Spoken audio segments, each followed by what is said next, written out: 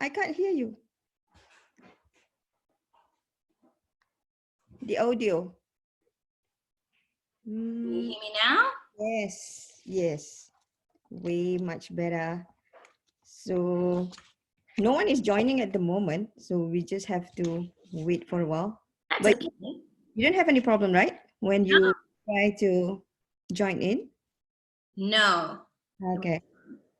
All right. Ah, okay. Few people. I have to admit. Hi, No problem. how are you? We are here. Hi, Zai.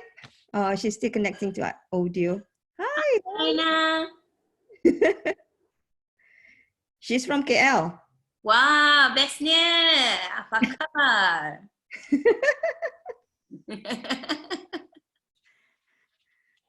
A few might be like joining. Okay, more coming now. All right. Oh, I have to admit one by one. It's quite interesting. Yeah. Different now. I think because of the security reason. Hi, Nashita. How are you? Nashita is from Melbourne. Hi Nashita. All right. So guys, we just have to wait just a couple more minutes because I know a few more will be jumping in. Cassidy, apa khabar, Cassidy? Khabar baik, sehat. Thank you very much. Oh my God, you look amazing. I love with your red bow. Thank you. Your Good brand. you put some makeup on. Finally, we did. Yeah. All right. See how it goes with the rest as well. Thank you for joining us today, ladies. Hey, you guys can ask Cassidy any question at the moment. This is very exclusive, you know. Very, very exclusive. Anything, because you guys are all, Zaina is, Zai, you want to introduce yourself first, Zai? You can unmute yourself. Come on, I want to hear your beautiful voice. Unmute. How do you unmute? Okay, hello, hi Yasmin, Assalamualaikum. Good afternoon, Cassidy. I'm Zaina here from Putrajaya specifically. Oh, bestnya. So I know that you've been like involved in one of the product also, kan, Zaina? So you are into business as well. Zai? Sikit-sikit. Sikit-sikit. Mengisi masa lapang. Lama-lama jadi bukit. Itulah harapannya. At least bila stres dengan official works punya workload, so that ada something to divert untuk gembirakan hati sendiri. Yeah. Got to divert on doing something that we're passionate about. So today's topic is about passion. Yes, exactly. How we turn passion into business. Nashita, would you like to introduce yourself as well, Nashita? You can unmute yourself. I can't see you. I want to see your beautiful face.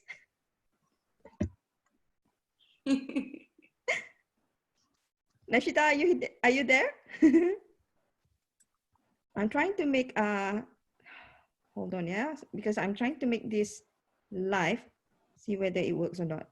I can make it live. Susah juga nak masuk Zoom tadi sebenarnya, mungkin because of the security reason kan. Selalunya kita boleh automatic saja. But this time quite hard juga nak masuk. So how did it work? I think. So I have to sign in and register, masuk phone number, masuk email address, so make it official. So that now, Oh, no wonder. Okay. I can make it live as well. Hang on, guys. Okay. I go to next. Hopefully it works. Oh yeah, sorry Nashita, we cannot hear. I just saw your message in the comments. Oh, what did she say? She said she unmuted herself, but we can't hear her. Okay, all right. No worries. But you can chat, Nashita. You can chat with us. It's a bit different now when it comes to Zoom. Yeah. And nowadays it seems like people prefer other than Zoom, like Hangout and the rest. What are the rest thing that I can use? You can use Google, but dah dekat Google kalau you ada account Gmail, so dekat situ ada Hangout. So Hangout at the moment mereka guna Hangout jugalah. Is that the free platform? Yeah, free. Once you ada Google account, so normally dekat situ ada all those apps lah. Hmm. Right. Oh, we can explore that. Yeah. So Cassidy, how you learn bahasa Melayu? Masih tengah belajar. Tapi boleh lah tu. Fluent. Dulu I had a few Malay teachers, so I take class macam ni Skype. I Okay. picked up in Malaysia, but when I moved to Malaysia, I just practice with my friends and my Grab driver. Okay. So you live in Melbourne? Which part of Melbourne? I actually live in KL. Really? Yeah. Good. KL. So now you at KL ke you ada kat Melbourne? Ada kat Melbourne. First day of the MCO, I balik ke Australia to stay with my family. Nasib baiklah, kau tidak terkurung seorang-seorang di Kuala Lumpur. Betul. Confirm jadi gila nanti kalau orang-orang ada pamer. Okay. Nashita saying that I'm a freelancer designer and digital artist. Oh, awesome. That's great, especially in these times. Yeah, it's good because you've been in that business for a while, yeah, Nashita. I think for about three years now. I believe so. All right. So while waiting, Cassidy, I think like we can just move because you are going to have your concert after this, isn't it? Woohoo! Yes. I'll be joining you. Concert live online. Thank you. Should be interesting.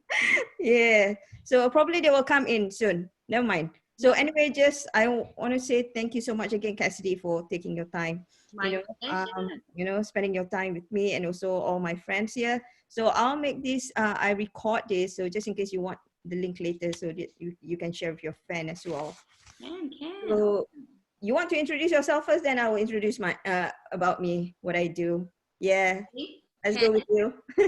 Malay. So I guess the best way to describe myself is I'm Cassidy Creme. I'm a singer, a YouTuber, and I do a bit of everything. So I do vintage modeling, hair and makeup, actress. I just did my first role in KL Gangster, which is coming out hopefully this year. So yeah, a bit of everything lah. But I also do advising brands on branding and marketing and visual aesthetics as well. So a bit of a broad spectrum, but it all ties in together.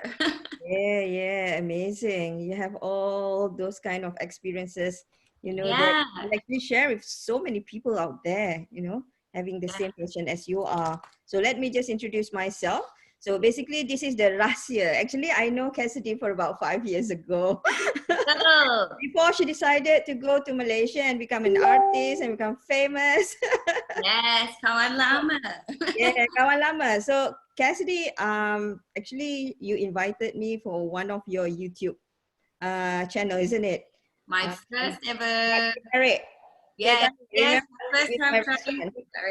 Yeah. So that's where I actually know Cassidy. Actually, before that, Cassidy, I know you. Before that, because one of my niece, she posted a YouTube channel where you are singing that Hari Raya song using that ukulele. Oh yeah. Oh my God. Song. Hari Raya, I think. Sorry? I think it was Hari Raya. Yeah, Hari Raya. So that is where I was like, oh my gosh, who is this person? And my niece was saying, hey, she's from Melbourne, do you know her? I was like, no idea. But then after that, 3 months after that, you contacted me because you wanted to interview me about, Little Ipoh and everything. So that's where I think we got to know each other. So amazing, after 5 years, we are back and then get to know each other again. It was amazing. Yeah, thank you so much for that. So basically what I do now, so as you guys know, like Zaina and also Nashita, because I'm no longer in the restaurant business anymore. I'm done with that. It's very tough industry as well as just like entertainment industry. All businesses definitely will be very tough. But then I finally found my passion. So I think that because I've been like teaching in university for more than 20 years, so I teach business and marketing. So I think that probably is my passion. So then I started my next journey to become a coach, a business coach. So that's where I enroll in the coaching institute. So that's where I learned all the skills about coaching, about mentoring, and to support people, because I've been in the business for about 15 years already. So I think with all the ups and downs, with all my experience and everything, so I think it's part of my assets now. So I failed so many times, but now I saw that as part of my asset, to support others as well. So yeah, so this is who I am now, being a coach and help so many people out there. And also, as you know, that I also do a lot of volunteering work here, supporting refugees, migrant women, women, domestic violence, unfortunate women. So I help them a lot also in terms of doing life coaching. So yeah, that's what I did. That's what I do at the moment. Right. Impressive. So now let's go. Question number 1, what makes you decide to be in the entertainment industry? It's in my family, it's in the blood. So my mother is a singer. My father is a stuntman and a stunt coordinator for big films. Wow. My brother's also a musician. So I was dancing from the time I was 3 and singing from, always singing loud, but learned singing from age 9. So yeah, it was just a natural progression. So as soon as I was already working professionally in entertainment before I graduated high school. So wow, amazing. many years in the industry now. Yep. Oh, okay, someone is with now. I've got, okay, Azura, hang on. I've got a few message. Any invitation link to join a meeting? No Zoom. Okay, hang on, Cassidy, sorry. No a few people now was like asking me, so I have to message them the link. I thought they already got all the link, but it's what Zaina was saying. So the Zoom is getting a bit more strict, in terms exactly. of the Their business is security. probably ×4 in the last week or 2. So Okay. we have to. Hi Azura, how are you? You can say hi to Cassidy. This is Cassidy. So boleh sembang-sembang dengan Cassidy dulu. I nak hantar link sekejap. Ada a few orang dah tanya the link. Azura, you can unmute and then just communicate. Introduce yourself, Azura. Azura is from Malaysia. Hi, Azura. Unmute. Oh, we cannot hear you. You press unmute. Okay. Hold on. There we go. You want to introduce yourself, Azura? Yes. Hi Cassidy, can you hear me? Yes, boleh. Apa khabar? Bye-bye. Thank you. Doktor, memang Zoom dia leceh sikit. Dia nak kena ada account. Dia nak kena sign in tadi. Sebab Itulah, ini they change the security now. Yes. Hang on ya, sebab ada orang nak tanya dah link apa tu semua, I kena hantar. Sorry Cassidy. Apa, no problem. Cassidy nanti datang sekolah I. I'm a school teacher. Mana? Johor. Oh, in Johor. Awesome. I love Johor. Nanti kita I invite you to come to my school. Oh, that would be great. We do program together. Can. Is it primary or secondary? Secondary. Oh, great. Awesome. 13 sampai 17 tahun. Oh, So yeah. 13 sampai 17. Oh, awesome. Hi Patty, how are you? So Patty is one of my clients, Cassidy. So Hi, Patty is in Melbourne. Oh, awesome. Patty, you want to introduce yourself? Oh, she's still connecting to the audio. Okay. All right. Okay. Okay, done. Probably a few people might be asking as well. Pening, you poor thing. It was so smooth like 2 weeks ago because I did the same thing as well. It's okay. But then I received a message that I told you yesterday, like Zoom is getting a bit more strict with security. All right, so hello everyone. Hi, thank you so much for joining. So because of the security reason, so it might actually discourage some of the people to join in. So actually before this I have more, but it doesn't matter because I record this session. So again, I would like to say, tak apalah Cassidy, kita kena patah balik ya. Okay, because you got to introduce yourself again because all yeah, everyone are looking forward, about our discussion today. So they want to learn a lot from you as well. Oh, okay, one more person coming in. Okay, sorry, Cassidy, you got to introduce yourself again. That's okay, no problem. Yeah, okay, let's go. My name is Cassidy, nama saya Cassidy Lacreme. I'm Australian, but I live in Malaysia. I sing in Malay songs. That's how I sort of got my start. So I'll try basically encapsulate it into one, but I'm a singer, an actress, a model. I do my own sort of business and coaching. I run workshops as well. So I do a bit of everything, but yeah, I also do, I guess you could say, advising for brands with their marketing strategies, their visual branding, etc., etc. So that's how I, sort of make my living. Wow, amazing. So for how many years now, Cassidy? I've been singing in Malay now for 8 years. For 8? Performing professionally for 16. 16 years. Yeah, since I was 16. Oh my gosh. You are really enjoying all what you are doing. So trying to squeeze everything into one life. Right. So, but actually, how do you begin? Starting your career?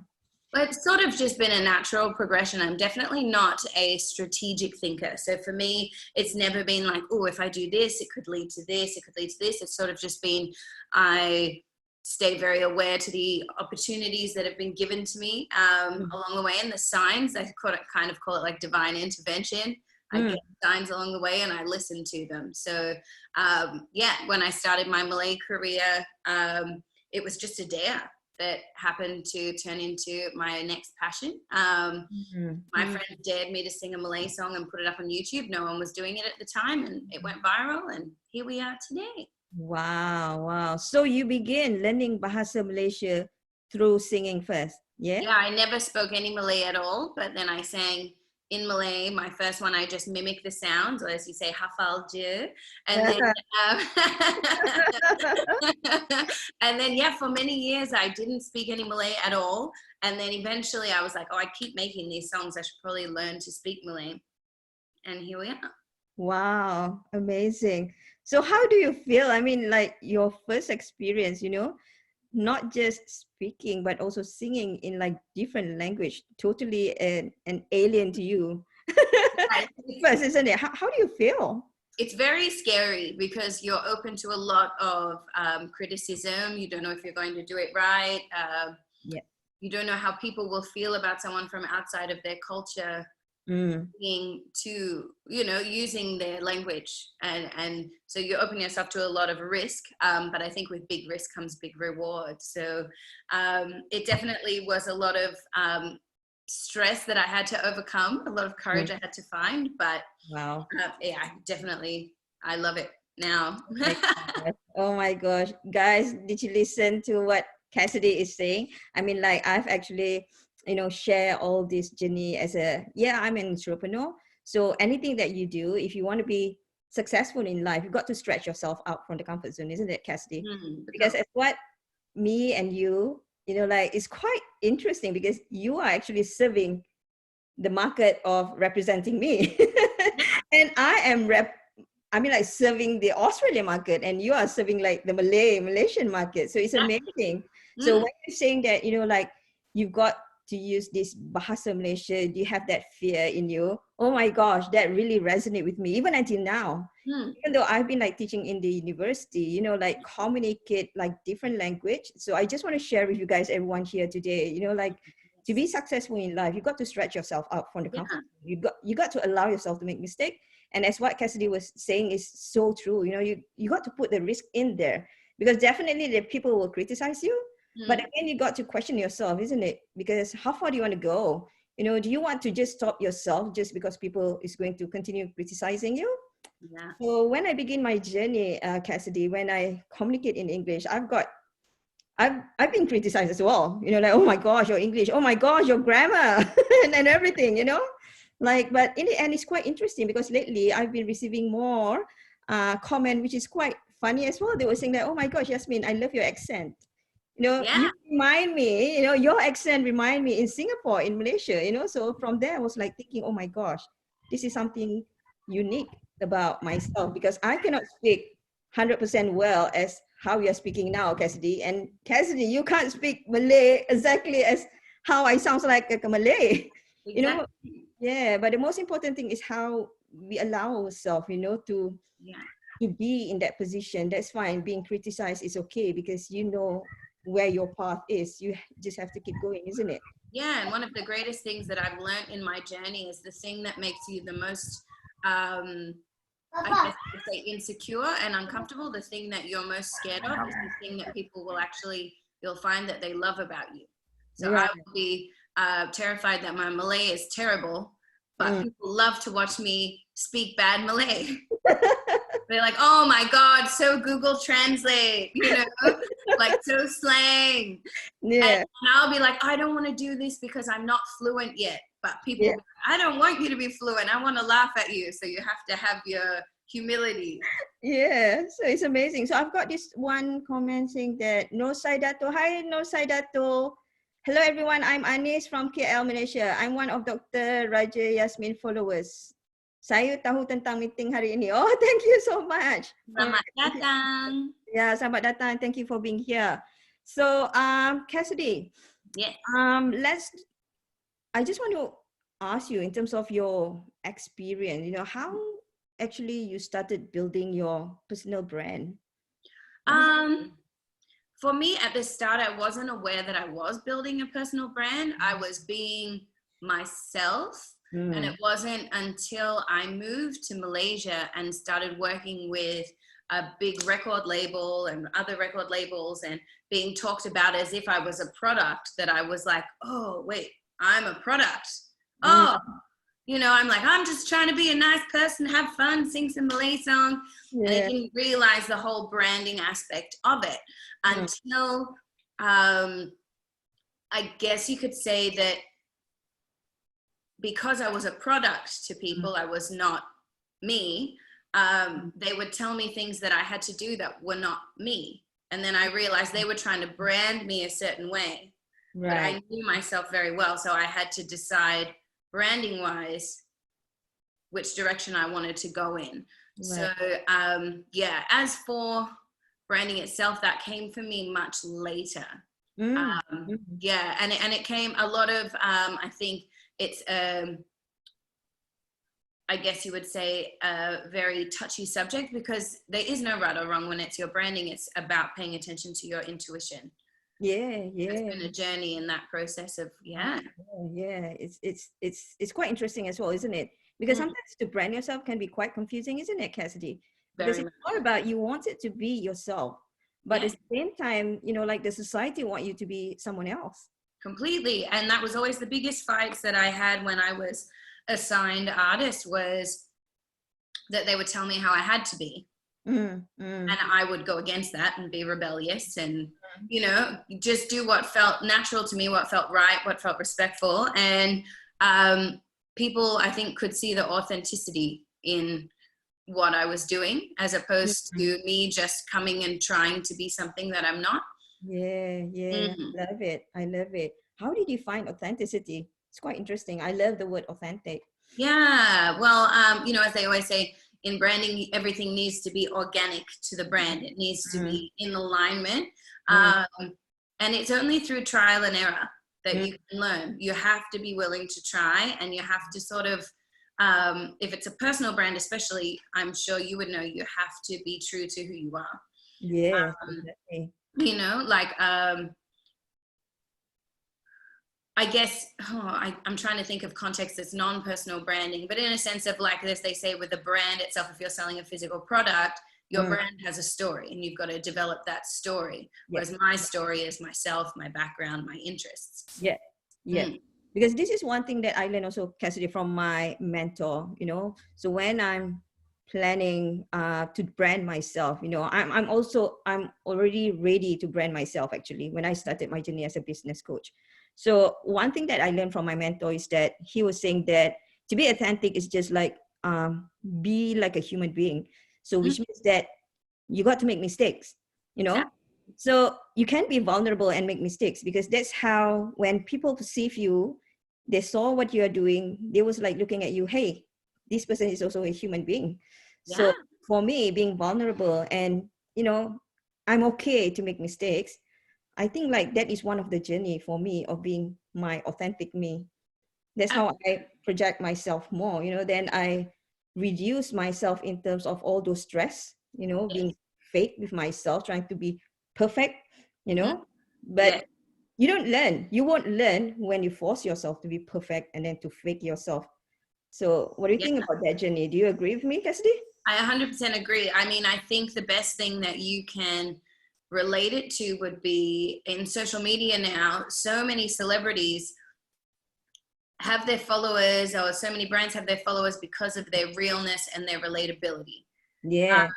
So especially in this quarantine time, I can't talk myself right now because I'm all done up, but people love to see their favorite celebrities with no makeup and like messing around with their kids, and everything's real and raw and it's not scripted. And you know, and they're taking a risk too doing that by sort of, I guess, leaving themselves vulnerable. But it really helps people to, when you're authentic and I guess transparent, it helps people to connect with you. So especially even your brand, you can relate that in the sense of how the brand is, like how the product is made, being a bit more transparent, going into the back of your factory, going into, you know, oh, this is so-and-so that works behind the desk, blah, blah, blah, getting them to feel like they're a part of that authentically.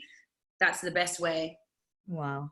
Amazing. It's all the learning curve, the learning process, isn't it? Yeah. To build that brand, it's not like 1 day or 2 days, isn't it? And for yourself, it's like, whoa, 16 years, you know, even at the startup, you didn't even realize, you know, that you are actually a product that you should have your, you know, your personal branding itself. So Yeah. It's a big learning curve for you. And also I think for myself as well, isn't it? Yeah. It's a scary journey. Yeah. Yeah. Yeah, well done to you. You did it. Well done. And cakap Melayu, nyanyi Melayu. So amazing. All right. So how do you differentiate yourself? You know, like, okay, so in this entertainment industry, you know, because it's very competitive. There's too many artists out there. If you ask me, all the artists back home in Malaysia, I dah tak kenal.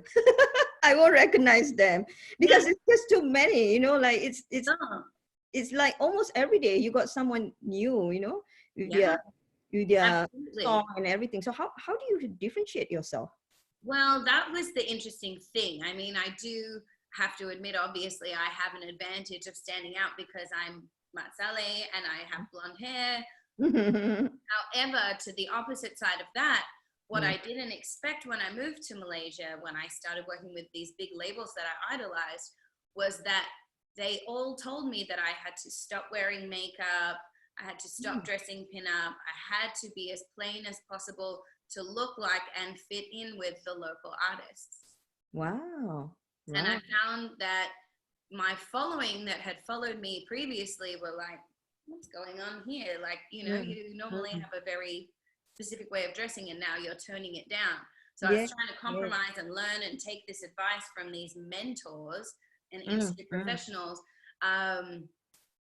But I found in the end that one, I was unhappy because I was not being true to myself. Yeah. But two, my visual aesthetic, it stands out on its own.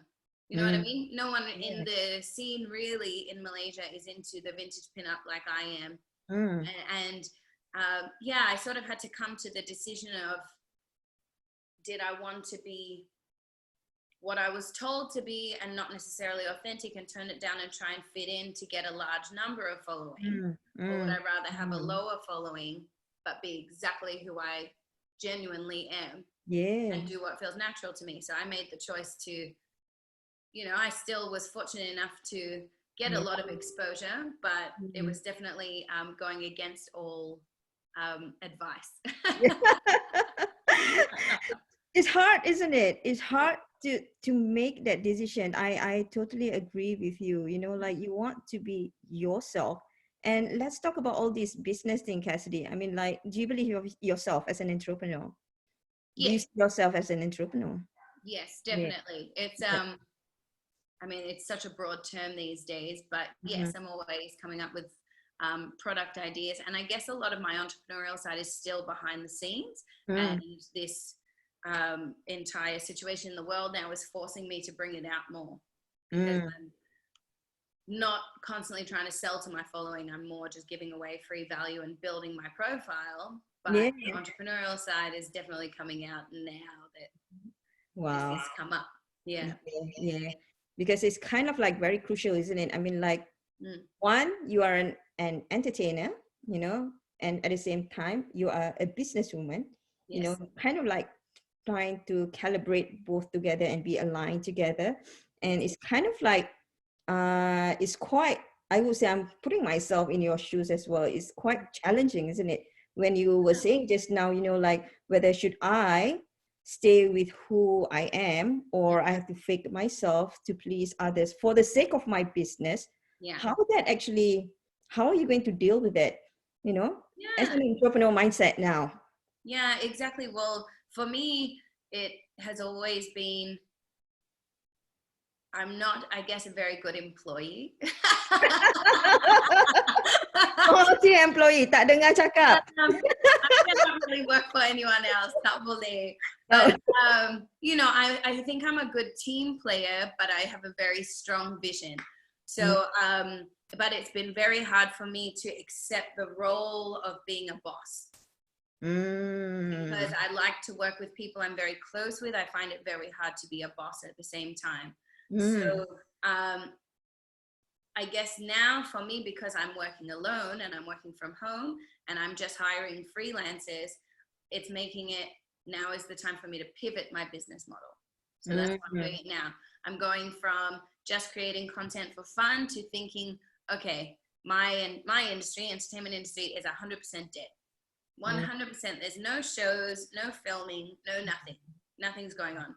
So my choice has been, okay, what are you going to do to pivot that? So my intention, I would say, is to now create online courses in my areas of specialty. So for me, it will be under the umbrellas of fashion and styling and makeup, but also to Instagram, business, branding. And soon I'll be launching a new platform called the La Creme Society. So it'll be like my inner circle that I'll be cultivating, which will be really heavy in the entrepreneurial mindset. Wow. And creating something for myself that I realize now, this has made me realize, wow, like the gigs are great when they come and it's amazing to have these great experiences. However, it's not going to last forever. So in a time of a crisis, it really puts it in perspective. Isn't it like a big jump, isn't it? I mean, like, not just in entertainment industry. Oh my God, it's just like every single industry. So share a bit more, Cassidy, in terms of because of all this pandemic, COVID-19. So what's going on when you were saying about this entertainment industry? It's kind of like shut down. 100%. It is. 100%. It has shut down 110%. Wow. Just, it doesn't exist anymore.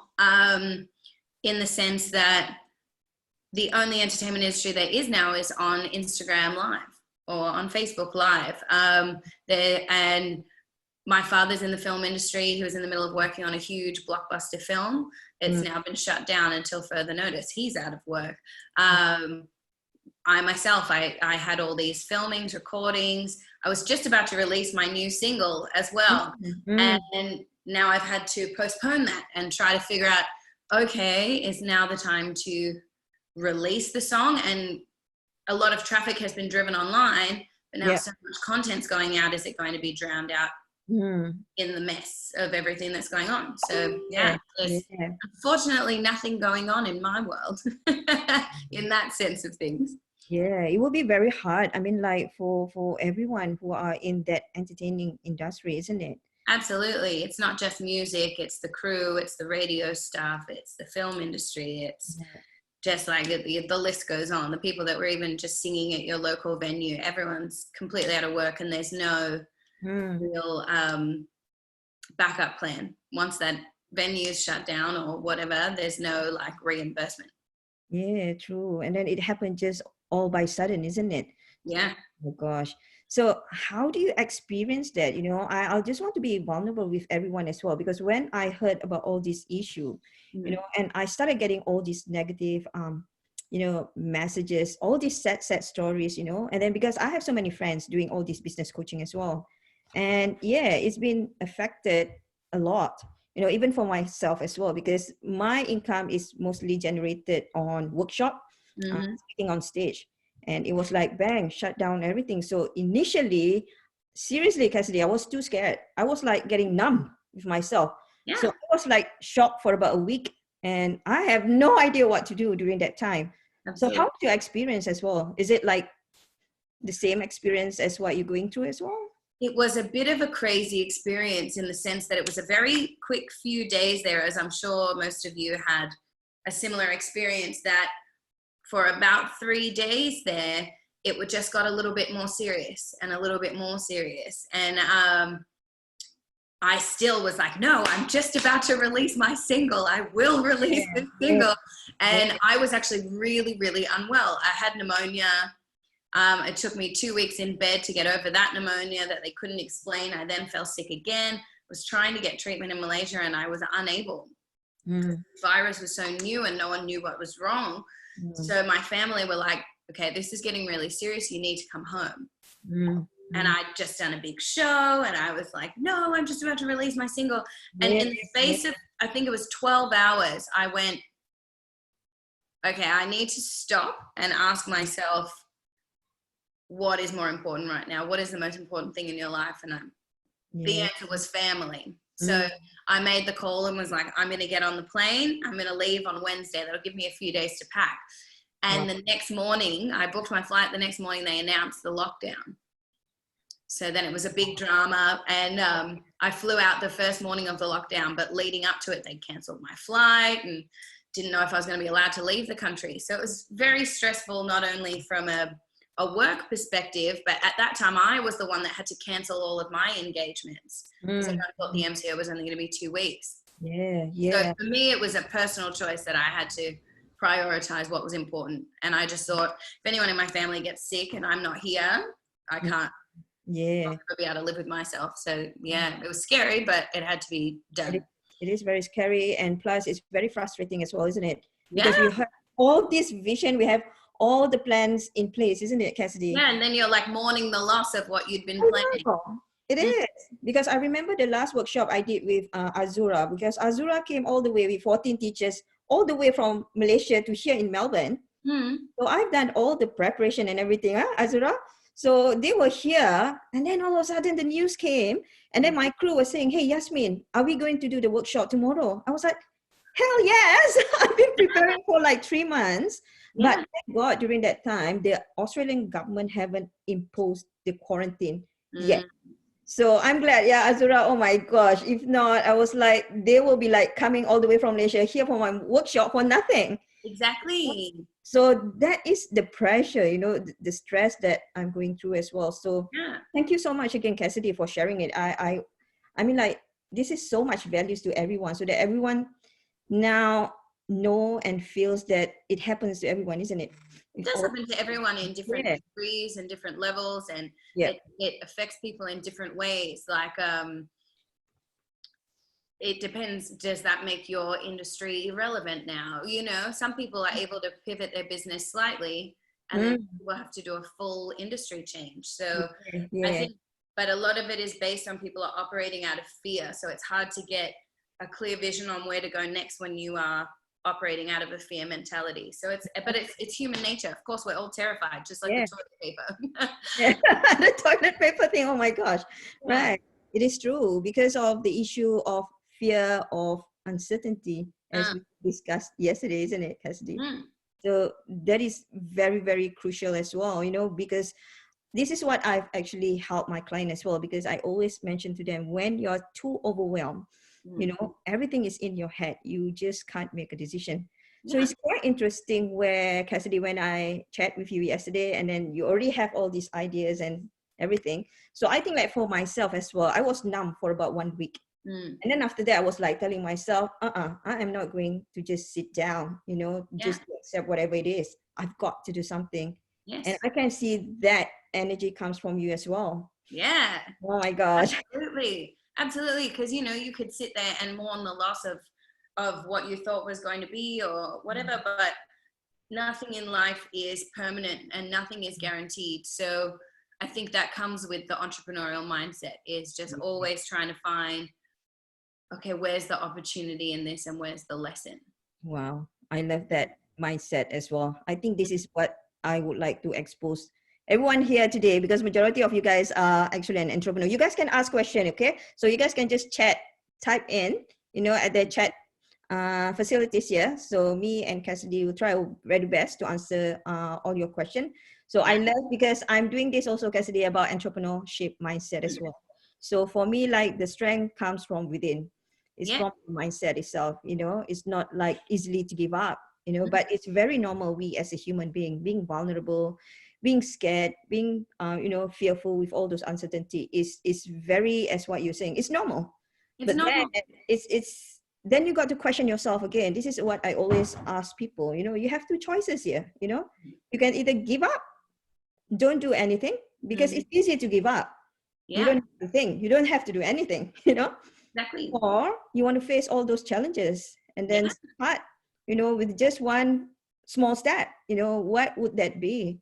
You know, start with a simple step first, and then you can start progressing again. So this is what I've been doing for my business as well, Cassidy, because all this while I'm not that good in terms of the technology, but now I was like, oh my gosh, I have to adapt with all this platform and everything, because I have to reach to all my clients, you know. Yeah, absolutely. To all my followers and everything. So tell me more about when you're mentioning about, you know, being an innovative, you know, how does it work?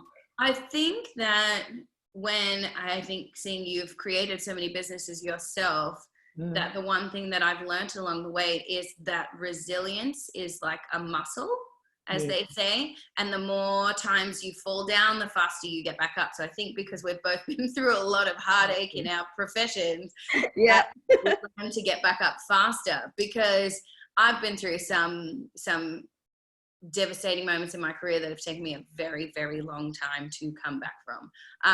So now I find that when something major happens, my brain now instantly goes, all right, give yourself a couple of days to be upset. Now let's move on and get on with it. And I guess my best advice always in being innovative is following the signs and being more present, because for me, a week or two ago, I was not ever thinking that I was going to create like an online school and online courses and use my, I guess, knowledge of what I've learned in my time in that way. But it just so happened that a course that I bought 6 months ago that I never did, that I always said, I'm going to do it. I'm like, okay, I'm going to do it today. And then by the end of that course, I was like, oh my God, this is what I've been looking for months and months and months. So for years, and it finally clicked for me that, oh, this is what I'm supposed to pursue right now. You know, I've been through all of this knowledge, learning and trials and tribulations, and now it's time to turn it into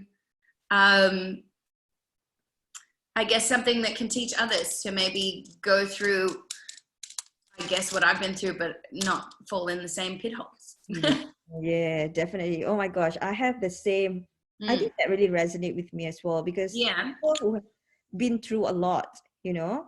So to one extent, for myself as well, Cassidy, this is the reason why I'm doing all these businesses, because I do not want people to fall in as what I've been previously experienced it.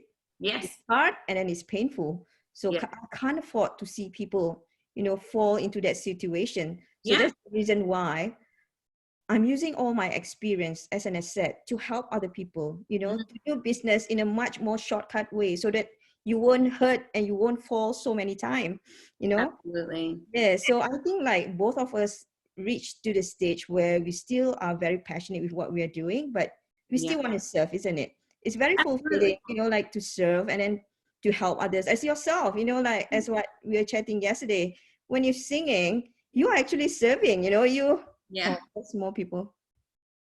I'm adding in another percent. So you're making people happy, you know, indirectly. Sometimes we didn't realize that, you know, what we actually been doing, but to serve and to help others is a very fulfilling journey.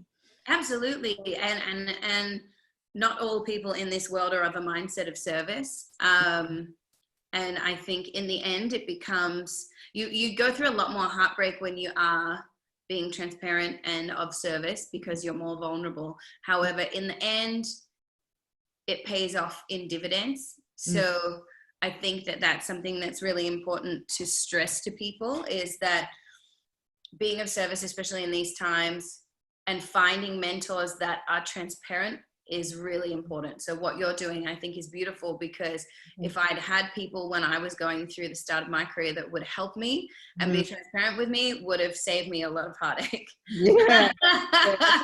Not a lot of people were willing to do that, that's for sure. 100%. Yeah.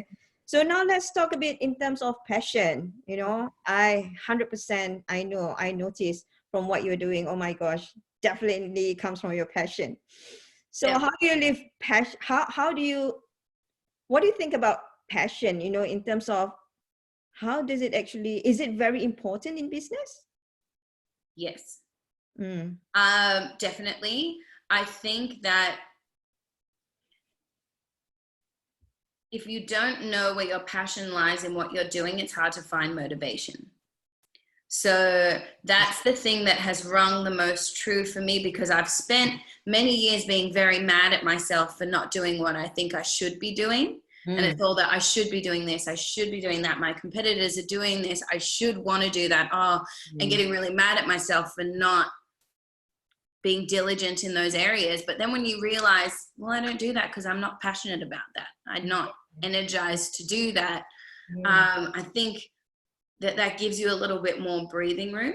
And I definitely, there's parts of my career that I'm passionate about and there's parts that I'm not. So once I learned to accept that, you know, you've got to let go of that perfectionism, then you can really find where your passion lies. You just have to focus on what gets you up every day.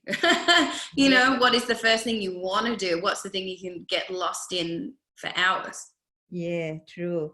So you guys, if you guys have any question, please, you guys can just you know, type in here. So happy to answer all your questions. So yeah, again, as what Cassidy is mentioning about passion, because I've got a lot of questions, Cassidy, from many people. You know, they was like, doctor, how do you know that is your passion? You know, I don't know whether am I doing this business is the right business for me. You know, how do I know whether this is my passion or not? So how do you firstly found passion? Trial and error, definitely. I mean, you can also ask the people around you, because they tend to know you better than you know yourself. They might have that better insight, because you will take what comes naturally to you for granted because you think everyone else does that. Like for me personally, when I joined the music industry, all the music videos you see, all the editing, so I'll do not only the singing, I'll do the recording myself and then get someone else to mix it. Then for the video, I'll do the hair, the makeup, the costuming, the set, everything, the video editing. And I thought everyone did that. Or I'll go to a photo shoot and I'll show up with like one photo shoot I did in Singapore. I saw the photographer recently and he just laughed at me. I showed up with an entire box of clothes, my ironing board, my iron, and I showed up and I was like, we're going to do a pinup shoot and I'm going to be like ironing my clothes and we're going to hang them all behind me. And he was just like, you're insane. But I was so passionate about having that vision for what I wanted. I was like, yeah, everyone does this. And then I eventually realized that, oh, one of my skills is curating and visual creating fashion shoots. But someone else had to be like, you realize you could do this as a job, right? And like, oh, this is not normal. Yeah, trusting in the people around you to give you a little bit of insight would definitely help. I guess that's how I found my passion as well. Yeah. So you're saying like what actually excites you every time when you wake up early morning is one thing. And then sometimes when you do that thing, you didn't actually even realize what time is it. So how long have you been doing all those, you know, you doesn't mind at all, you know, doing it for hours and hours. So I think that's how my experience is as well, Cassidy. So my passion is more about, you know, every time when people ask me, you know, can you teach me about something and everything, so I can see all my energy level, you know, I was so passionate to teach. Exactly. Everybody, when people ask me something, especially about business and marketing, I was like, my energy level is just go up, it rise up until 10 out of 10. Quiet. Yeah. So I guess from there, I found my passion is one thing, and that's what you're saying is true, because people started to recognize what our passion are. So some of them, they are very nice, saying to me that, hey, Yasmin, I think that you're pretty okay, you know, like speaking on stage, you know, so you can do quite, you know, you can just be in front of the camera and you look so relaxed and everything. I was like, oh, really? Seriously? You know, because sometimes you didn't realize it, isn't it? So exactly. You got it from someone else. So Zaina asked a question here. Any advice to young generation or youth who are now struggling during MCO to survive, especially in terms of financial? How they can use their passion to explore opportunity? Wow. Yes, very, very good question. I mean, depending on the age itself, are we talking youth, meaning more to high school age, like your students in your school? In your school, is it, Zaina? I think it's like after, or like newly graduated. After the yeah. And we'll just wait for Zaina to answer. In Malaysia, up to age 30. Okay. I mean, in Malaysia itself, especially, I think food is never going out of business. You know, agree. Yeah, like it could be like something as simple as, say, okay, you've got a student that's into hip hop music, but they don't have like the budget to be like making a hip hop brand of clothes. They can't sell sneakers yet. They can't buy the inventory, but maybe they could make like really cool, like hip hop cookies. You know what I mean? Like hip hop Malaysian cookies, and they bottle them a certain way and just sell them out to people nearby. And then they grow that. And then, oh, wait, we've gone from cookies to this. And you like upscale it to now we do other items that they've bought with the income from that original branding. But it's finding something that you're passionate about. So like taking scope of what you're passionate about and then actually finding a way to put that into a product, whether it be creating an online course, whether it be creating a small physical product to sell. However, because the MCO does not restrict deliveries, you can still create a business from home if you can find something that's not, I guess, requiring a large financial output, because not a lot of people have a lot of money to spare. True. Yeah. But it is something where you've got to try and get creative. If you're just trying, you've got to make sure that there's a demand for it now. So they have to assess that, if there's a demand for something now, or will it bring joy to people now? Because right now people need joy over anything, hence why the silly idea of the hip-hop cookies, you know, it might be like hilarious to normal people, would be like, what are you talking about, hip-hop cookies? But someone who's into hip-hop would be like, hey, cool, this one looks like my favorite sneaker. You know. I guess that could be the reason why TikTok is getting crazy, you know. Oh my god, millions and millions and millions of followers. And yeah, I mean, it's just they're passionate about creating videos, and the thing that fuels them on is the views, but then their biggest challenge is turning those views into money. Yeah, exactly. True. Because going back as what Zaina was saying, Zaina, so another thing is where I would suggest, this is why normally I would suggest people, you just go to the library or any bookstore, and then you recognize or identify yourself, you know, which specific aisle or types of topics of book that you're gonna go, and then you're gonna stay there for a while and then just read that specific books on that specific topic. You know, if you go into the baking area, so must be something you love about, you know, something about baking. Or if you go to the aisle on, you know, like travels and everything, probably that could be one of your passion, you know. But as what Cassidy was saying is true, because in my case, I've done a lot of try and error. Seriously, I've been like asking myself so many years, you know, what am I passionate about, you know? So remember last time, Cassidy, you came to my restaurant, Dita Ipo, you know, Yeah. like, yeah, I've got all these beautiful comments and everything, but deep inside me, even when I started that restaurant, I always doesn't feel happy, you know, something is not right here, you know. It's just that I'm glad that finally I decided to, you know, like accept myself. So again, I'll be vulnerable with myself. And it was very scary because the first person that I have to tell is my husband. So I told my husband, look, I have to let you know that this is not me anymore. You know, like doing all this food industry is not me. I can't do it anymore, you know? So yeah, it's scary to accept that this is no longer what you want to do. And then you wanted to change to something else because it's a huge, big decision as well. Yeah. I agree. So Yeah. do you guys have any other questions? So let's combine now. This is what I've learned also, Cassidy, from my mentor, to scale up your business Yes. very quickly, you know, especially for people who are like a startup. Probably this is a question from them, you know, how should I begin? Where should I begin? You know, so for me, I always believe that the combination of passion and talent plays a very important role to scale up your business. What do you think about that?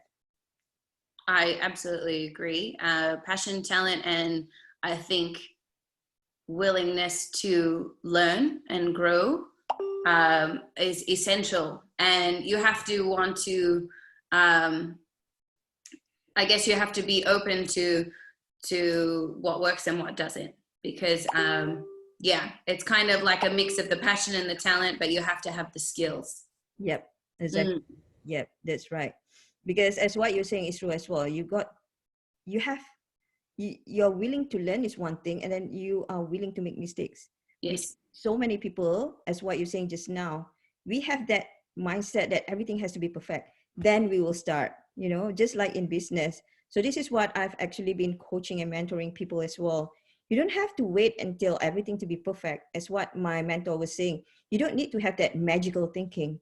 You have to wait until you have money like 100,000, then only you begin your business. Or you just have to wait for all your parents or your siblings to say to approve that okay, you can now study and go to university. You know, you don't have to wait. You can start at any time. You don't have to have that magical thinking, because if you don't start now, when? Yeah, When exactly. will be that right time? That right time, perfect time, it will not come until you take action and do it, isn't it? Yeah, it never comes. It never comes. Never ever come. There's no such thing. There is no such thing as the right time. It's just about throwing yourself in the deep end. Jump True. off a cliff and just pray that you don't hurt too badly when you land. Yeah, that's the reason why you need a mentor. Yes, exactly. It's very important. Very Important, because the thing I think that has always been the most difficult for myself is to differentiate what is the important steps to take now. Because when you have a new career, you're trying to start a new avenue, you're so inundated with everything that you have to learn, you don't quite know where to take the first step from. So that's why a mentor can see it from a non-bias, I guess, and a non-emotional perspective, and they can guide you on the first steps to take. Yeah.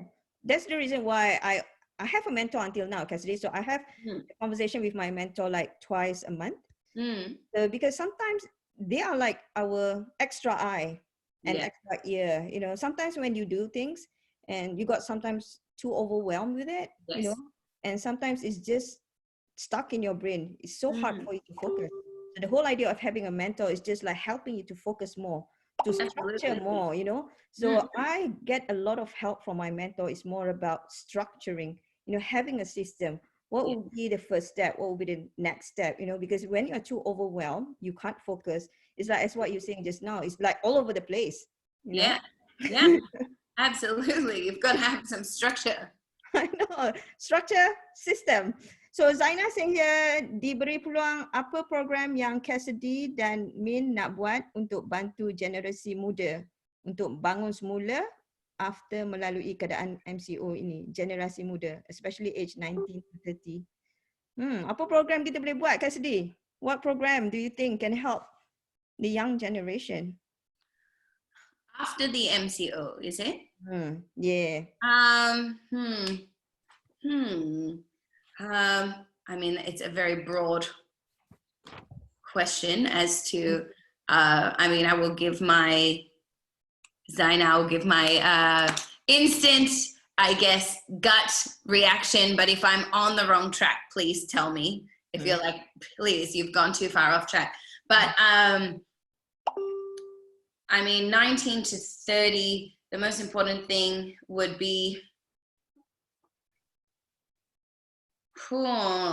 that's actually really tough. My instinct straight away going to emotional support, because I think our 19 to 30-year-olds are the most, I guess, where I'm just above 30, I'm 32, and the people closest to my age are the ones struggling, it seems, the most with this. So trying to rebuild their mindset would be a huge thing. I don't think the world will go back to how it was quickly. It'll be a gradual process of lifting these rules. So it's a matter of building people's mental health along in the process. So for me personally, if I was to run something for that age, it would be encouraging them to be building something to get them back on their feet, but also to teach financial planning, that as they come back, should we have a relapse of this MCO, how to be prepared in that sense, because I know I personally was not prepared. Yeah. I think same here as well. Thank you, Zaina, for that amazing question, because I am totally aligned with Cassidy. When Cassidy said emotional, emotional health, mental health, yep, I'm in that line as well. Because that is what we have to rebuild again. Because as what Cassidy was saying, that everybody was like shocked, environment that is happening, and we are not prepared, isn't it, Cassidy? Yeah, and the lack of preparation really messes with your self-esteem. Like, it really has hurt the younger generation in the sense of, it's very embarrassing once you're independent and out of home to then come back to being if you're in a financial crisis and not feeling like you can support yourself. It's quite a scary position to be in. So there's a lot of, I think, shame, and especially people who've had to go to their family for help in this situation, they're going to need a lot of confidence rebuilding. Yep, definitely. So going back into what Cassidy said is 100% true, Zaina, because this is where I actually train all my clients, and also when I did a mentoring session, workshop, I always begin with the mindset, because my focus is more into emotional intelligence. So when people were saying about mindset, it's not just from the thought pattern. It doesn't start here, It has to begin from how you know how to manage your emotions and feelings. So I chatted with Cassidy yesterday about feelings and emotion. So I even showed her the book. So I've got to show you guys the book again. Yeah. Become Supernatural. So this book, I have so many books. One of the things is it's very important to teach and educate people the importance of how you actually have that superpower to manage your feelings. You can't control your emotion, because emotion is rebuilt inside you, because the system in our body is being built, for survival. So if any stimulus happen, your body will get ready either to fight or to flight. Okay. So when stimulus happen, let's say you got an accident or you heard something bad news happen. So the energy all of a sudden is inside your body, but it won't stay last forever, the emotion. So it will slow down, it will tone down, then only where the feeling comes in. The feeling comes in because it wants to give a meaning to your body. So that's where, if you are aware what is happening in your body, is actually, you can actually control whatever feelings that you want to put in. So let's say, for instance, like you're having an accident, all this emotion turns up in your body. If you are self-aware what is going on, You can take time. You can pause, you know, okay, pause. Okay, what is happening right now? So people who are not self-aware, are not conscious, what happened is they just, you know, act in a way that very subconsciously. So that's why some people, the way that they act subconsciously can sometimes be very dysfunctional. It can harm themselves and also it can harm other people. Let's say, for instance, like someone hit your car. So if you're not self-aware about it, you can just get out from the car and then start yelling at that person, isn't it? But if you are aware, you know, what is going on right now, and you start having, you have that ability to pause and to start thinking, how should I react? What am I feeling right now? What kind of feeling I would like to put in, you know, so that I won't hurt myself and I won't hurt other people as well. So this is where I think, like in Australia, Cassidy, I heard that most of the schools now is actually introducing this subject on emotional intelligence. Oh, really? Yeah, they are actually introducing this, you know, to help, because it very much related to mental health, emotional fitness. Amazing, isn't it? Yeah. Yeah, I think that's fantastic. That's definitely necessary. That is actually very superpower, Zaina, where it has to be, because I'm not so sure back home in Malaysia, but I have asked a few coaches out there. Emotional intelligence is not many people aware about emotional intelligence yet in Malaysia, but now in Australia it's picking up. So yeah, that's where I begin my journey as well, because it's more about how you build the strength, as what Cassidy was saying, how to build that resilience and everything. Because all those things are inside you. You can't see. How can you manage on things which is virtual? You can't see. So it's very hard. So basically, by having this, we actually provide the tools on how to help people, how to manage their feelings and emotion, so that whenever, whatever challenges that is happening, they know how to take charge of themselves, and they become more healthy. Their immune system, you know, their mental strength and everything, it will be much more super awesome. They are in control. They are in charge. So thank you so much, Zaina. So another question. There's another question. I'm one of the young generation. Glad to know your opinion. Thank you, Cassidy, for your advice. You're most welcome, Nusa Dato. So guys, do you guys have any question? I hope that our conversation today will be valuable to everyone. Yeah, Mustafa, please ask question. Do you want to key in or you want to use your mic? You can use your mic. Okay, I mute. Unmute. Oh, I can't. Okay. All right, Mustafa, go ahead. Hi guys. How's everyone doing? Good, thank you. How are you?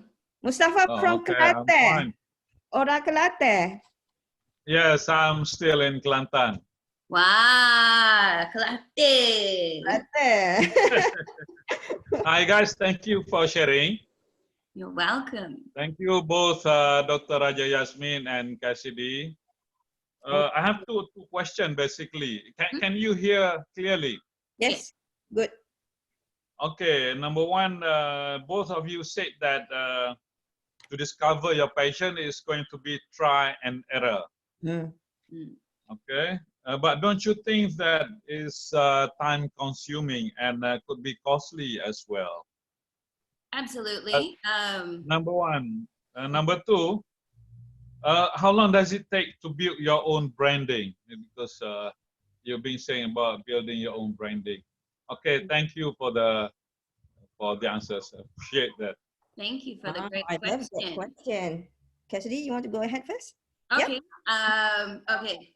First one. I think yes, it can be very time consuming.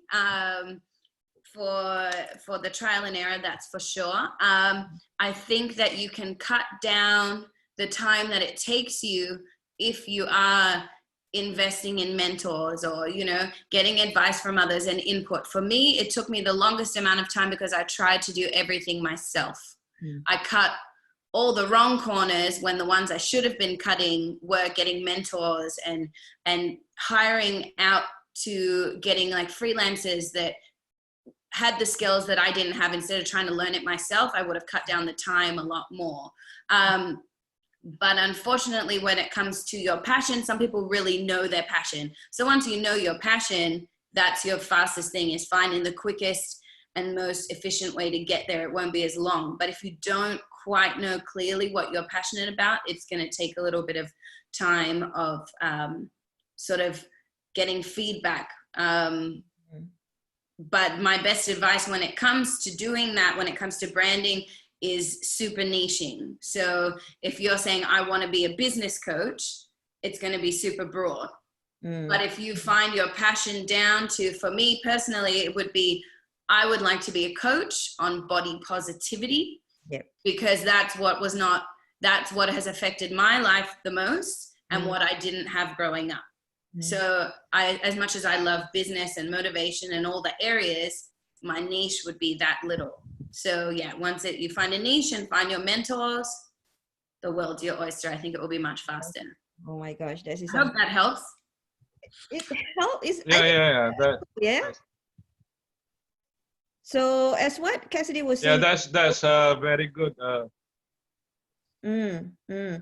Well, when it comes to niching, so which means that as what Cassidy is saying is true, because in business, you got to be very clear with your niche. You got to very clear who your target market is, isn't it, Cassidy? Very much.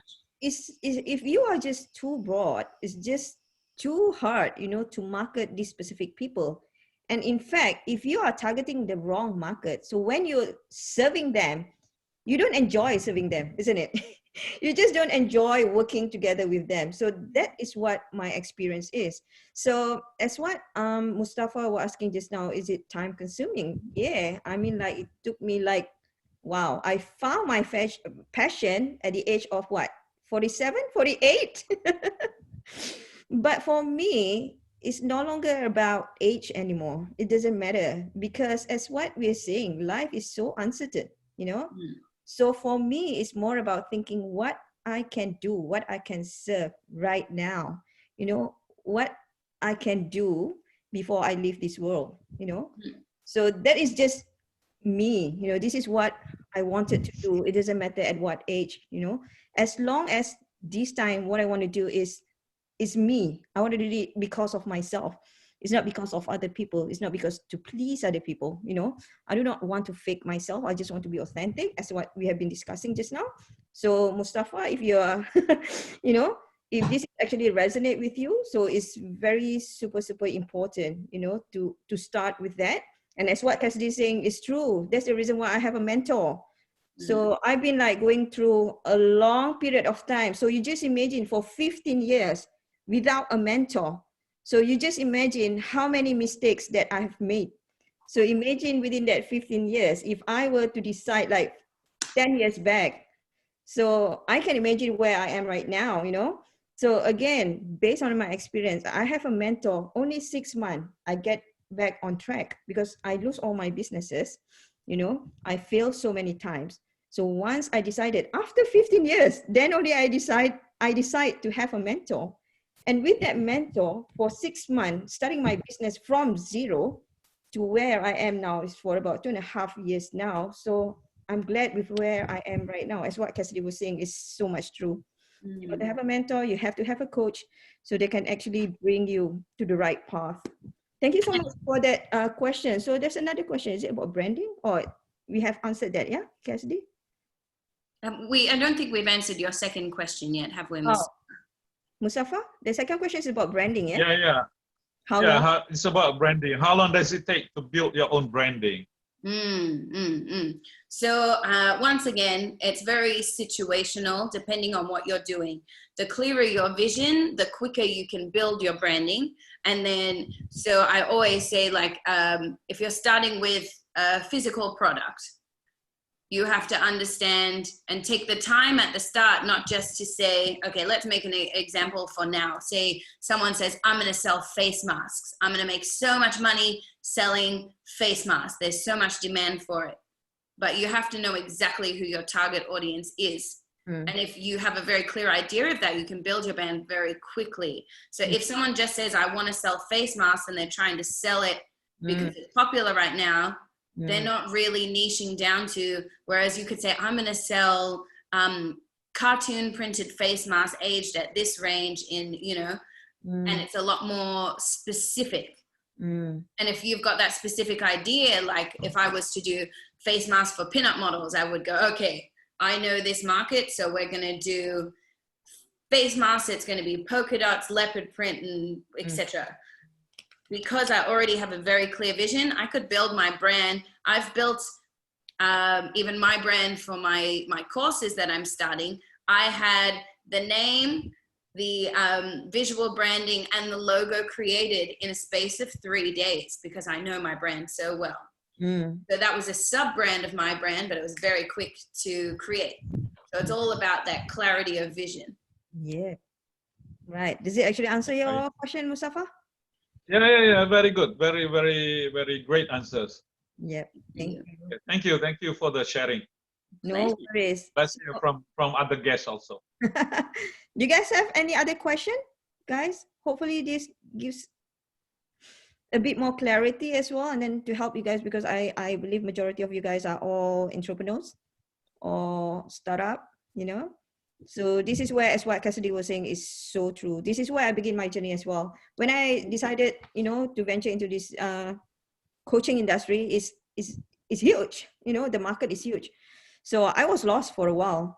But then when I was being coached by my own mentor, then I know, you know, because I have to align with, this is my target market, this is who my niche is. And then I know where my passion and my talent is. So we need to be aligned as well, who we are actually serving based on, of course, it must come from your passion and your talent as well, isn't it?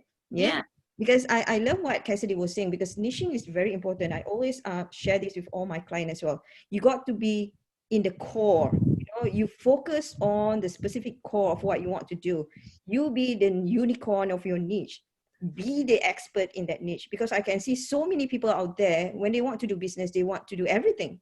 You know, as what like Cassidy was saying just now, when people were selling all this cosmetic, whoa, this person sell cosmetic and she become a millionaire. So I want to do the same as well, you know, but you didn't actually realizing, you didn't actually ask a lot of questions in terms of whether is that really specific niche that you really want to target is one thing. And then are you passionate enough, you know? Are you skillful enough, or is that your talent that you really want to be in that specific, you know, niche? So my advice to everyone is more about, this is what I wanted to share, you know, like I learned this from Kevin Ray. Cassidy, have you heard about Kevin Ray before? No, I don't think so. Oh, you should follow him. Amazing guy. So he's a business guru as well, but he's more into the positive psychology as well. So he's more into psychology, mindsets and everything. So he always mentioned this, you know, if people have that tendency, when you start a business, you always have a tendency where you can't have that patience, you know, people can't have that patience because their mindset is not about delayed gratification. They expect that everything must be very quick and fast, you know, the result must be very quick and fast. It's not, you know, in a business journey, you have to expect the successful rate, it should be between 7 to 10 years.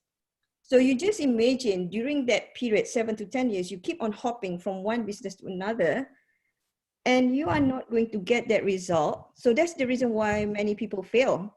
That's why many people, you know, just like give up, you know, because they are not willing to be into that specific core of the business for a long period of time. So I love that when Gary Vee was saying the same thing as well, delay gratification. You know, you've got to keep on within your specific core for a long period of time, because the more you are into that specific period of time, the more you're going to have that skill, you're going to build that skill, and then you're going to be the expert in that skill. And you're going to be the expert. That's why we call it as a unicorn of the niche, isn't it? You want to be an expert as opposed to a jack of all trades. Yeah, true. Yeah. And I think that when it comes to building a brand and talking about time frames and all, there is no right or wrong, because for some people they'll fall into it quickly. But I think one of the things that's really important, and it might shock any of you to hear coming from me, but is actually to really, at times you've got to believe in divine timing, and give the freedom a little bit up to God and a higher power, that you're going to be where you're meant to be. And when you're where you're meant to be, the right opportunities will present themselves at the right time. We all want to have control, everything like you said with delayed gratification, It's not the mentality of now. And when I first started singing, I was like, I want to be successful now. I want I want to be huge, and I want to. Yes. And now that my success has been a lot slower than I originally planned, and a lot more heartbreaking than I ever thought it would be. In hindsight, you look at it and you go, I am so grateful that I didn't get what I wanted when I wanted it, because I would not have had the life experience and that expert field experience to deal with what I was asking for. So I think you have to understand that you might have an idea that, okay, by this time I want to hit this, but there's something higher than us that steps in the way and tells you when you'll be ready. Yeah. So, you know, you have to remember in the journey, you're not alone. So I think it's really important when it comes to business. Oh, wow. That's amazing. Whatever you might believe in, but yeah, it's all for a purpose. Yeah, definitely. So I agree with you totally 100%. For me, Cassidy, is more about faith. So I believe in faith. So the most important thing is what you were saying, you know, the journey, the process, you know, the experience itself. You should be more grateful with the process that you're going through. You know, as for myself as well, Cassidy, last time I was like having that mindset as well. Oh, I'm going to be this, I'm going to be famous, you know, I want to have all these 100,000 followers or whatever. But now I was like, no, you know, I enjoy my journey one step at a time. And yeah, I fall back so many times, but I get up with more gratitude. I Yes. think like the most powerful thing to be successful in life is to feel grateful with where you are right now, and to be grateful with what you have, you know. I Yes. think that is the most powerful thing. That is where I learned myself as well, to be grateful with whatever that I have right now. And the journey becomes more fulfilling. Despite all the hiccups and the challenges, I have that sense of feeling that, as what you're saying just now, you know, it's all good. You know, let go and move on. Exactly. And I think the best thing we can do is give praise to every single one of you that's on the call right now, and the fact that you're doing exactly what you should be doing, which is every single day you need to just do one step closer, you know, educate yourself a bit more to make one step closer to your dreams, and eventually it will all fall into place. If you don't know what your passion is now, after today you might be one tiny step closer to realizing it, you know. It's just you're all in the right mentality clearly by being a part of this, so thank you. Wow, amazing. Thank you so much, Cassidy. There's heaps of values that we actually learn from you, a lot. So much. I mean, like, thank you so much again. So do you guys have any other question? Because I think like we already took a lot of your time, Cassidy. I'm supposed to have 1 hour, but it's just amazing. I'm enjoying. Apa, lagi sikit, lagi 10 minit lah. It's so much fun, you know, like to chat with you, but I haven't been chatting with you for 5 years. Oh, it's been too long. You're amazing. You're still the same person. For me, you're still the same person 5 years back. Still amazing, beautiful. Have a good heart, beautiful heart. You've been serving and helping so many people out there as well. Thank you. Yeah, so any other question, guys? Or if not, Cassidy nak nyanyi tak sikit? Oh, yeah. Oh, how do you handle your emotion when dealing with hard people, from Zaina? Zaina, how you handle your emotion when dealing with hard people? Fabulous question. Can we punch? It has been a journey. Mm-hmm.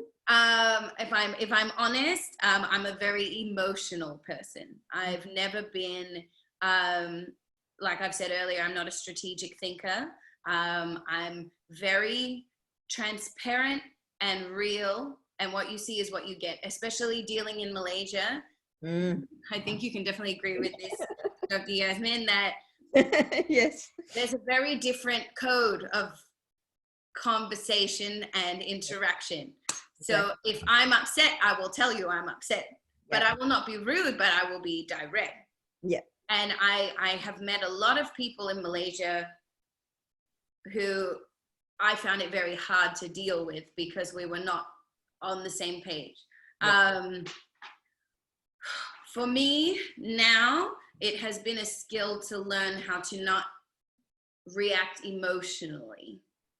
Mm-hmm. So generally in the past, I would react extremely abruptly and, you know, not rudely, but I would react and I would let them get under my skin and I would let them see that. And it never worked well for me because, as we know, in Malaysia, that's not the respectful way to do things, or that is the best way to let someone else win because they've gotten to you.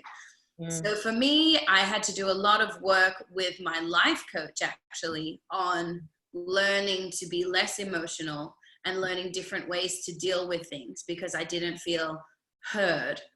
But for me, recently I had a really horrible situation where I had probably the highest paying show I'd ever been offered. I would have been set for many months to come. It was a very good show. And I booked it with the client, and someone that I knew undercut me by more than half of what I was paying, but they only knew about the show because I hired their partner. So normally I would be super emotional, and I was behind the scenes, but I didn't let that person know anything. I took my advice of my mentors, and I took space, which I think that's the best thing when dealing with hard people, is remembering that you have the ability to say, please give me a minute, or let me get right back to you. And then you go and have your tantrum elsewhere, and then you come back once the emotion is settled. So that would be my best advice with dealing with hard people, is get rid of the emotion first. Come back to the situation with a clear head, having vented, either gone and take a few minutes if you can only have a few minutes, or going and getting advice from your mentors, your friends, everything, but coming back and not giving them that power. Because when they're difficult, generally it's a power play. And if you don't react, they can't win. Oh, I love that. What do you think about that, Zaina? Can you do that? Thank you, Zaina. I'm trying. Yeah, it's amazing because you have been that experience as well, Cassidy. I mean, like in Malaysia, it's different culture, you know, different culture. People's expectation is very different. So yeah, because over here it's okay, isn't it? Because you can just tell straight whatever that, you know, that you're not comfortable with. You can People just want to know, as long as you're respectful. Let them know, and it's okay. But back home in Malaysia, it's very different. You know, nanti terasa hati, nanti terluka hati, you know, and then they take all this personal thing into career, dalam kerja, in business and everything. So one thing that I learned from my mentor as well, because this is talking about business as well. So business is two different things, okay? So when it comes to business, making a decision, you got to separate between feelings and facts. Business is all about facts, it's all about figures and numbers, it's all about result based, you know? So I'm not saying that you shouldn't have feeling at all. It's just that when you're making a decision, you know, try not to put in all those feelings together when you're making a decision. So going back as what Cassidy was saying just now, you know, like, you know, dealing with hard people, I think like every one of us here today, we have that experience, isn't it? So I'm in the shoes, I think like I'm now aligned with Cassidy as well, because last time I can just throw tantrum. You know, I can just easily on the spot, my mouth, everything, I'll be like cursing and everything. I don't give a damn. As long as I feel, puas hati.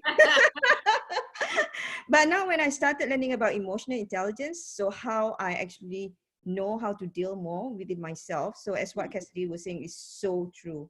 You know, take that space, you know, you can just tell them, okay, 1 minute. And what, as Cassidy were doing, I did the same thing as well.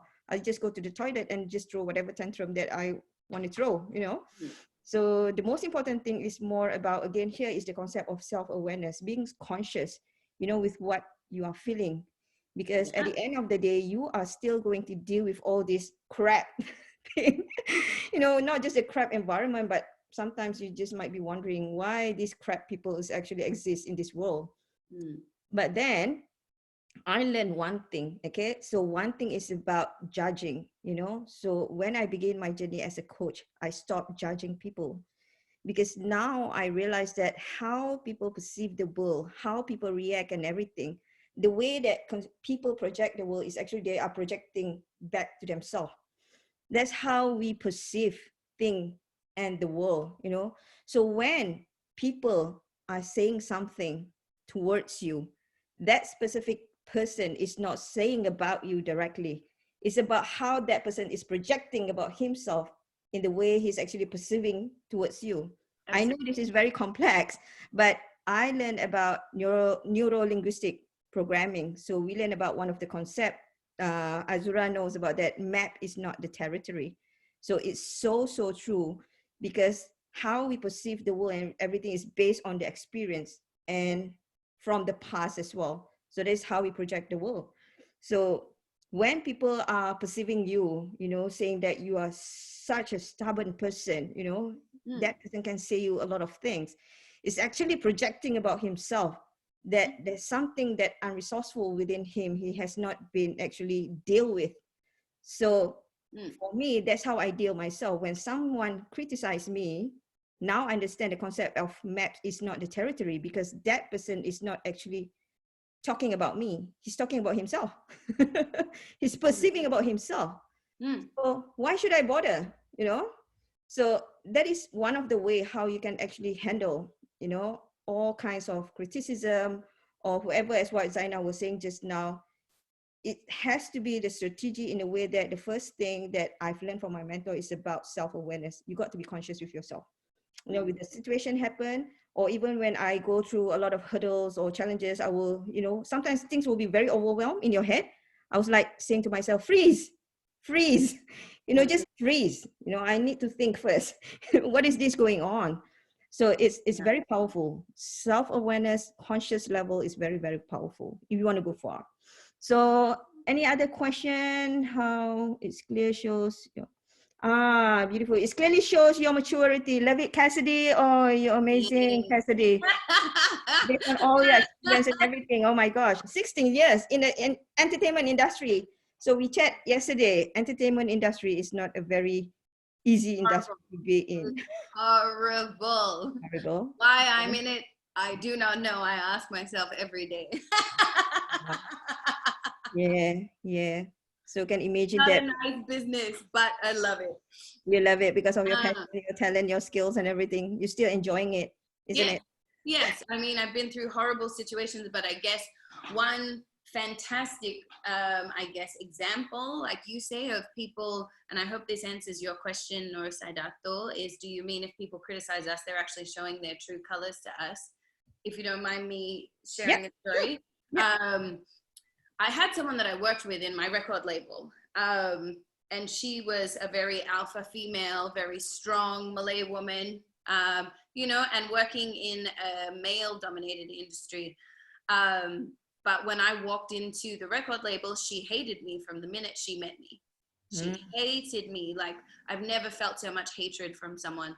And I hope that, Yasmin, you can vouch for me that I'm quite a friendly person. I would like to think I'm authentic and transparent, but with this woman, we had this argument where she said to me, "You're sombong. Everyone in the industry thinks you're sombong.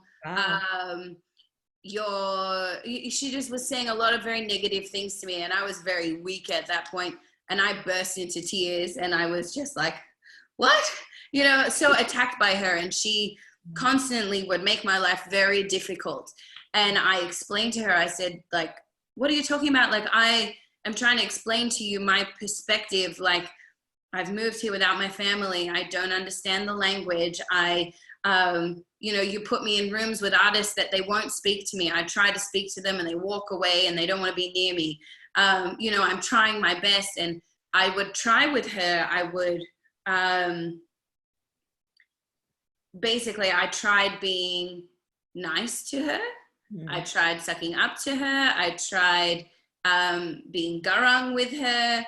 I tried directly sitting with her and saying, can we please sit down and talk about this? I'm not sure what the issue is, blah, blah, blah. And then nothing ever worked. There was no way that she wanted to talk to me. And then eventually I left the company. And then I found out later that her issue that she was projecting onto me was nothing to do with me. It was that she did not like Mat Saleh's working in the Malay industry. And she believed that I did not have any right to be in the industry because it's easy for me.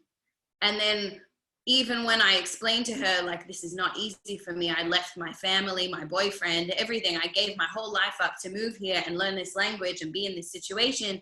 She had no sympathy for me because no matter what, she projected that onto me, that you are the problem, you are difficult, you are everything that I say you are.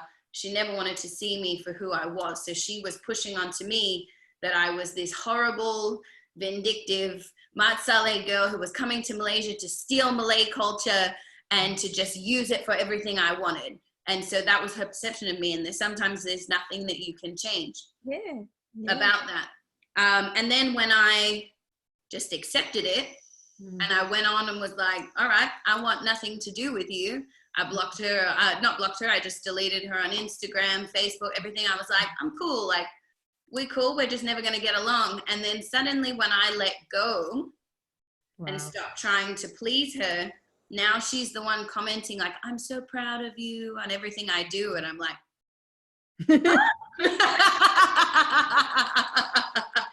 so it really is about, oh my God, you can't change their perception, but sometimes when you accept that it's not about you and you just go on understanding that, sometimes it does turn around only in that way. it is. Oh my gosh, Cassidy, this is an amazing story. Thank you so much for sharing that. Sorry, it was a bit long-winded. I think like everyone here might have that experience, which I already also have that experience as well.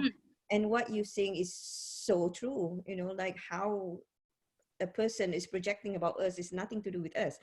That's how I learned to build all my strength within me. When I decided and then keep on telling myself, hey, no matter what, that's what you're saying, you know, we can't please people. You cannot change however people perceive towards you. You can't change people, no matter how good. You know, you smile at that person, you give all those wonderful gifts or whatever, give the smile, put all the effort to make them happy, but you can't change how people, you know, perceive or react towards you. You don't have that superpower. The only superpower that you have is within yourself, as what Cassidy was saying. Because when you begin saying to yourself that, you tell your brain, it's actually you're tweaking your mindset, saying that, hey, whatever things that is happening is not about me, it's about her. She's going through a lot of SHIT. So I always say that, you know, if someone who's like trying to bully me or whatever, I was like, oh, I'm so sorry about this person. He must be going through a lot of SHIT in him, you know. So when I changed that perspective, as what Cassidy was saying, I just let go, you know, I move on. So I let go and I forgive him, whoever, but that doesn't mean when I forgive someone, which means that I have to be, you know, come back and be friends with that person again. No way, because I'm setting up the boundaries. You know, everybody of us, we have our values. So we got to live in our values and then we got to set that boundaries. So that's where I've learned from my mentor as well. You know, you got to set that boundaries. Not everybody can just step inside your boundaries. So I think that is another crucial thing when you're dealing with hard-headed people or whatever, that as what Cassidy was saying. Wow, this is an amazing story. Thank you so much for sharing that, Cassidy. That's all right. Wow, it's very hard, isn't it, to go through that. Thank you so much, Cassidy. Your story inspiring me. Oh my gosh, you're inspiring every people Thank you. In this Zoom session. So any other questions, guys? So if not, I think that I have to let Cassidy go because she's going to sing after this. So Cassidy, do you want to tell them that about your concert or anything that you're gonna do? After this, if you're not doing anything, I will be going live on my Facebook page, Cassidy La Creme, for 30 minutes. Malaysian time, 7:30. Australian time, 9:30. Just for 30 minutes, I'll be singing all Malay songs. So yes, if you want to join, please feel free. Otherwise, if you're interested in any of the courses that I'll be running, I'll be doing 2 avenues of courses. There will be female entrepreneur and business, and the other avenue will be vintage hair, makeup, fashion, and also I'm going to be doing modest fashion fusion. Wow. Which is how to bring Muslima hijabista fashion tied with vintage glamour. So that's going to be one of them, as well as body positivity. So if you're interested in that, I will type now my new company's website. There, if you go to lacremesociety.com and enter in your name and email, when I launch it, I'll give it to you for 50% off, just because you were on the call today and you'll be the first to know about it. Wow. So thank you for joining. Yeah. Oh my gosh, thank you so much, Cassidy. Oh my gosh. That's heaps. So you guys are so lucky today to be in today, and you're gonna get 50% discount from Cassidy, and you're gonna learn heaps. You know. So Cassidy, last, can you sing for us a bit? Boleh apa? nyanyilah sikit. Lagu apa? Lagu apa? Lagu raya. Dan nak puasa.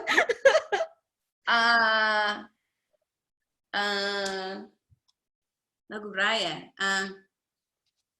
Kan lagu Anwazir ke apa? Aidilfitri. I gotta remember the lyrics. Kepada saudara serta saudari, setahun hanya sekali hari raya, hari yang mulia ini. That could be wrong.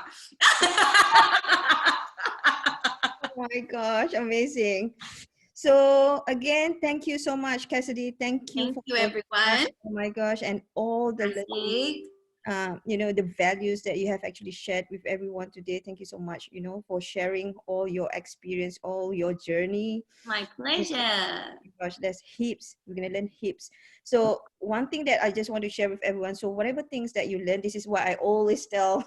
I think that majority of you guys knows already. Whatever things that you learned today, you know, like pass it around, you know, share with other people. That's what I've been mentioning.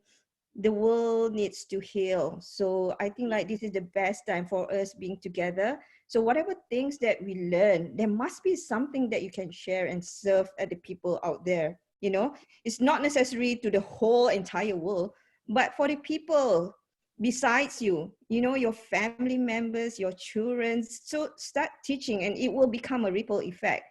So we need a lot of love, a lot of compassion, a lot more smile, positivity, kindness. True? We're only in competition with ourselves. Yeah, that's true. So again, thank you so much to everyone for being here today, and all the best to you, Cassidy. So we will keep in touch. So I'll be in your concert tonight, 9:30. So boleh pilih lagu ya? Boleh pilih lagu? Sempat boleh. Tapi tonight, because we only have I think they're only giving me 25 minutes.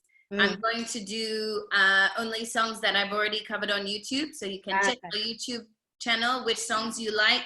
I have like Ombak Rindu, Tiada Lagi, Cik Cika Boom, Apa-Apa You Suka. But I will sing like maybe a verse and a chorus from each. So we can cover more songs. But it should be fun. Only lagu Melayu. Oh, only lagu Melayu. Wow. So tahniah again. Congratulations to you, Cassidy, and all the best to you. Please say hi to your mom and dad as well. I will. Yep. Take care. And Thanks, take care, everyone. Thank you so much. Bye. Yasmin. Thank you. Mwah.